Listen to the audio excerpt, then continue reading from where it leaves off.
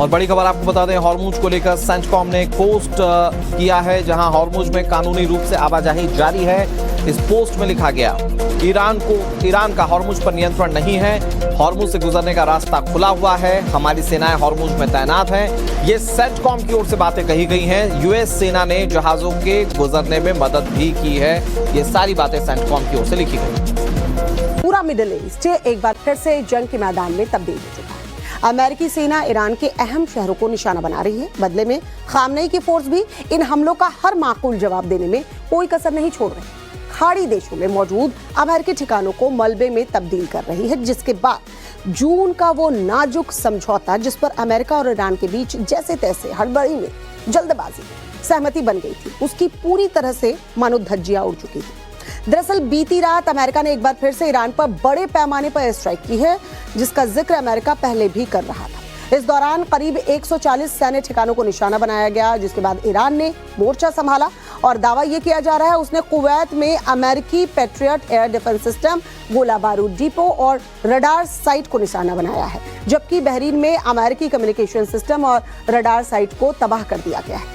हालांकि इन हमलों की अमेरिका, कुवैत या बहरीन ने अभी तक कोई आधिकारिक पुष्टि नहीं की है। इसके अलावा अब अपने पिता और ईरान के पूर्व सर्वोच्च नेता अयातुल्ला अली खामनेई के अंतिम संस्कार के बाद मोस्तबा खामनेई बदले की आग में जल रहे हैं। उन्होंने अपने पिता को सुपुर्दे खाक किए जाने के बाद पहला बयान जारी किया है। ये कहा है कि अयातुल्ला अली खामनेई और युद्ध में मारे गए लोगों के खून का बदला लिया जाएगा। यानी कि इस बयान के जरिए मोस्तबा ने अमेरिका को सीधी सीधी चुनौती दे डाली है कि जितनी आसानी से ट्रंप इस जंग से पीछा छुड़ाने की कोशिश कर रहे हैं, वो अब इतना आसान नहीं होने वाला। तो चलिए, इन्हीं तमाम पहलुओं के इर्द गिर्द आज हम पूरा विश्लेषण करेंगे। साथ ही आपको ये भी बताएंगे कैसे एक बार फिर हॉर्मुज स्ट्रेट पर जंग की जो आफत है वो हॉर्मुज को बताया जा रहा है। क्यों? चलिए अब आपको वो समझाते हैं। दरअसल हॉर्मुज स्ट्रेट में 3 जहाजों पर ईरानी हमले के बाद ही अमेरिका और ईरान के बीच तनाव और तल्खियां जो है वो बढ़ने लगी थी। लेकिन इस बीच अमेरिका का आरोप ये है कि ईरान ने एक बार फिर से हॉर्मुज स्ट्रेट से गुजर रहे साइप्रस के झंडे वाले कंटेनर जहाज पर हमला कर दिया। इस हमले में जहाज में आग लग गई, इंजन को नुकसान पहुंचा, चालक दल का एक सदस्य लापता हो गया, जबकि ईरान का कहना यह है कि जहाज तय रूट छोड़कर जा रहा था, इसलिए उस पर कार्रवाई की गई और इसी के बाद मिडिल ईस्ट में फिर से जंग जैसे हालात पैदा हो गए हैं। दरअसल जहाजों पर लगातार हमलों के बाद अमेरिका पहले ही ईरान के खिलाफ जवाबी कार्रवाई कर रहा था और फिर से साइप्रस के जहाज पर हमले के बाद अमेरिका ने ईरान पर तीसरे दौर की एयर स्ट्राइक शुरू कर दी।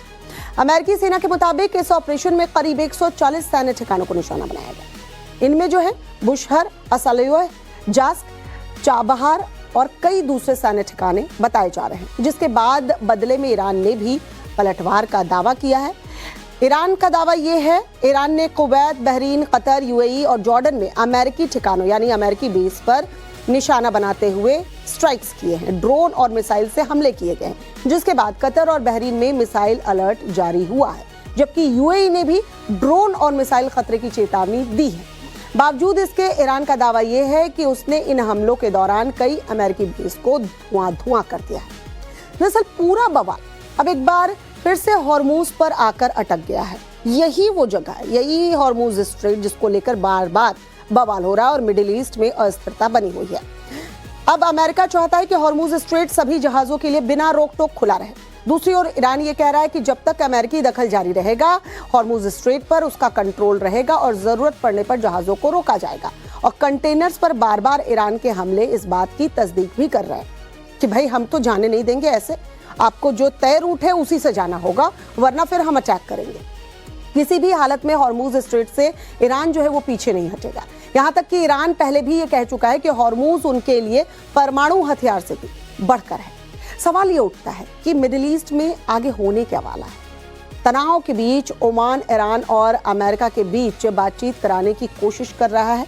इसी बातचीत को आगे बढ़ाने के लिए ईरानी विदेश मंत्री भी ओमान पहुंचे, लेकिन अमेरिका ने साफ तौर पर कह दिया है कि जब तक हॉर्मुज स्ट्रेट में जहाजों की सुरक्षित आवाजाही बहाल नहीं हो जाती, तब तक आगे की बातचीत मुश्किल है। दूसरी ओर ईरान ये साफ कर चुका है कि वो अपने रुख से पीछे हटने वाला नहीं, यानी हॉर्मूज पर जो उसका स्टैंड है वो उस पर कायम रहेगा और अमेरिका की गीदड़ भपकी या धमकी से वो पीछे हटने वाला नहीं है। ऐसी सूरत में ये साफ हो जाता है कि मिडिल ईस्ट का बवंडर इतनी जल्दी तो शांत नहीं होने वाला है। वहीं ईरान के संसद स्पीकर मोहम्मद बाघेर गालिबाफ ने यह कहा है कि अब एक तरफा समझौतों का दौर जो है वो खत्म हो चुका है। दरअसल गालिबाफ ने सोशल मीडिया प्लेटफॉर्म पर यह पोस्ट किया है जो इस वक्त हम आपको दिखा रहे हैं। इसमें लिखा गया है, हमने पहले ही कहा था वादा निभाओ नहीं तो कीमत चुकाओ। और इसी पोस्ट में गालिबाफ ने आगे ये लिखा है कि अब हकीकत सामने है, यानी टर्म्स एंड कंडीशन जो हैं वो मानने पड़ेंगे। अगर टर्म्स एंड कंडीशन आपने नहीं माने तो फिर ईरान वो करेगा जो वो करना चाहता है।